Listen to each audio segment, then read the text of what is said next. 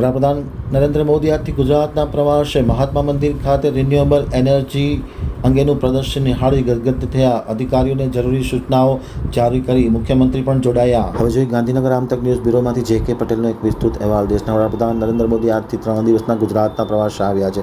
ત્યારે વડાપ્રધાને આજે પ્રદર્શન નિહાળતા અધિકારીઓને કેટલીક મહત્વની સૂચનાઓ પણ આપી હતી. નરેન્દ્ર મોદીએ પ્રદર્શનની તમામ ટેકનોલોજીઓ રસપૂર્ણ નિહાળી હતી. એક ટેકનોલોજીની તલસ્પર્શી માહિતી મેળવી હતી.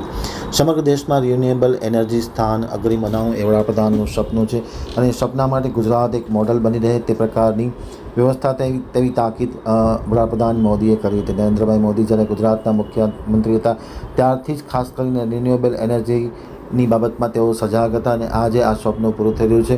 ગુજરાતમાં ખાસ કરીને રિન્યુએબલ એનર્જીમાં મોટું પ્રકારનું રોકાણ થાય, મોટું પ્રકારનું આઉટપુટ મળે તેવી વ્યવસ્થા કરવા માટે તેમને ખાસ સૂચનાઓ જારી કરી હતી.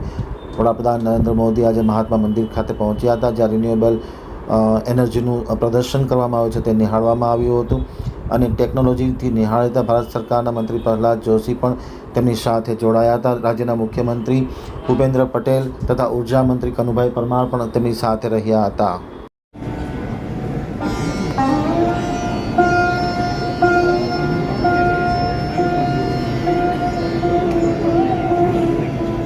Honorable Prime Minister of India, professional journey of Honorable Prime Minister Shri Narendra Modi ji. We have the Modi Story Pavilion, and through this initiative we aim to share the lesser known stories and experiences of those who have worked closely with him and witnessed his dedication, integrity and vision firsthand.